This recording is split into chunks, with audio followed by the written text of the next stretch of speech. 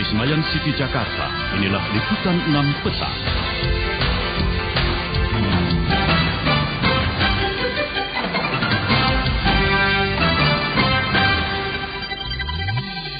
Polda Sulawesi Selatan menyita 9 bahan peledak jenis TNT. Pelaku diduga anggota teroris internasional. Seorang pasien miskin tidak mendapat perawatan selayaknya dari rumah sakit.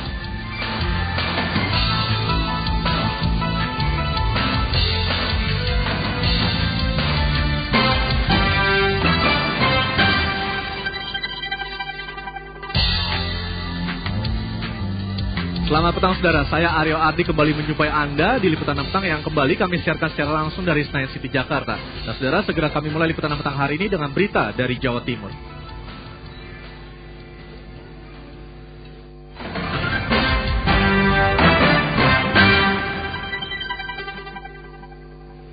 Ya saudara, banjir akibat luapan sungai Bengawan Solo di kota Bojonegoro, Jawa Timur semakin meluas. Akibatnya aktivitas warga terhenti. Di Ngawi, korban banjir mulai terserang penyakit.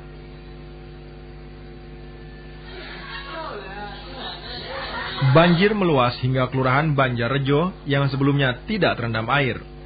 Situasi ini terjadi karena luapan air sungai Bengawan Solo tidak lagi tertampung di saluran drainase yang ada di kota Bojonegoro. Ketinggian air di wilayah ini mencapai sekitar 1 meter. Meski aktivitas warga terganggu, namun mereka tetap melakukan kegiatan sehari-hari seperti memasak dan mencuci. Meski demikian, warga mengaku khawatir jika banjir semakin membesar seperti yang terjadi pada awal tahun 2008 lalu. Pemerintah kota Bojonegoro sendiri telah menetapkan wilayah ini dalam status awas banjir. Mesti ditanggul sebagian. Sebagian ditanggul ya? Ya, sebagian ditanggul, sebagian lagi di rumah keluarga. Ini mengungsi semua ini. Sementara korban banjir di Ngawi mulai terserang berbagai penyakit kulit. Warga mengaku mengalami gatal-gatal di sekujur tubuh mereka. Hingga saat ini belum ada bantuan kesehatan dari pemerintah tempat untuk menangani para korban banjir ini.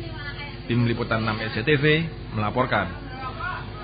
Upaya penyidikan Kejaksaan Tinggi terhadap dugaan kasus korupsi sejumlah 10 miliar rupiah di kantor Gubernur Maluku Utara berakhir dengan ricuh. Puluhan pegawai Pemda mencegat dan memukul petugas Kejaksaan Tinggi yang akan menyita dokumen.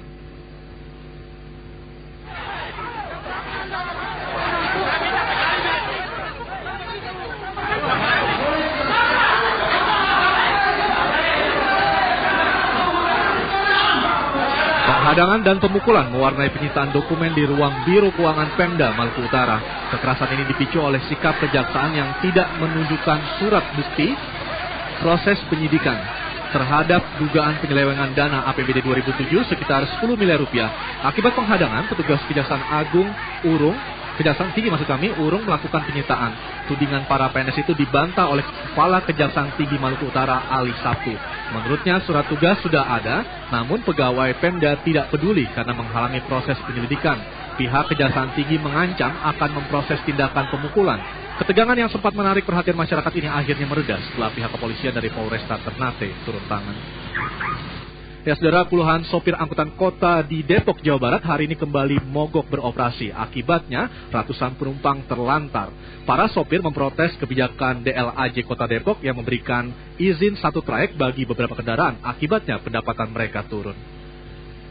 Anak-anak sekolah di Jalan Raya Sawangan Paciran Mas, Depok, Jawa Barat ini biasanya naik angkutan kota untuk pergi sekolah. Tetapi hari ini mereka harus menumpang kendaraan pribadi atau mobil polisi untuk sampai ke sekolah. Angkutan kota D03 jurusan Sawangan Depok hingga hari kelima ini masih mogok beroperasi. Mereka memprotes kebijakan Pemda Depok karena trayek mereka juga diisi oleh angkutan kota lainnya. Imbasnya pendapatan menurun. Keributan juga sempat terjadi ketika para sopir melempari angkutan kota yang tetap beroperasi. Ya saudara, Polda Sulawesi Selatan menyita 9 bahan peledak jenis TNT dalam sebuah penggerebekan di Makassar. Temuan ini tentunya sangat mengejutkan karena tidak ada tanda-tanda yang mencurigakan dari pemilik rumah. 9 buah tabung TNT yang merupakan bahan peledak berkekuatan tinggi ini ditemukan di sebuah rumah di Kompleks Agraria Blok A nomor 4 di Makassar, Sulawesi Selatan. Di tempat itu ditemukan pula sebuah senjata api otomatis, 9 magazin, serta ratusan peluru tajam berbagai jenis. Temuan ini sebenarnya tidak disengaja. Tim narkoba Polda Sulawesi Selatan yang sedang mencari barang bukti narkoba di rumah Sabri justru menemukan bahan peledak dan senjata api beserta amunisinya. Sabri yang merupakan karyawan swasta kini telah ditangkap dan polisi menduga temuan ini terkait dengan jaringan terorisme internasional. Saudara, pesawat Adam Air yang tergelincir di Bandara Hang Nadim Batam 2 hari lalu sore ini mulai dievakuasi dari lokasi kejadian. Diperkirakan proses evakuasi baru akan selesai malam nanti.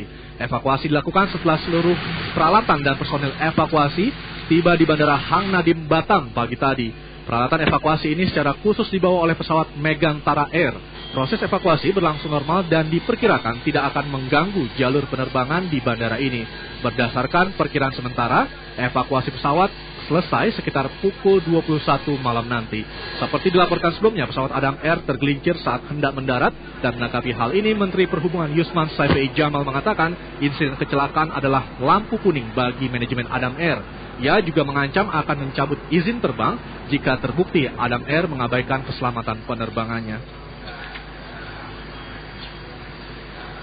Saudara, harga minyak goreng yang terus naik mendorong pemerintah Provinsi Sumatera Barat menggelar operasi pasar.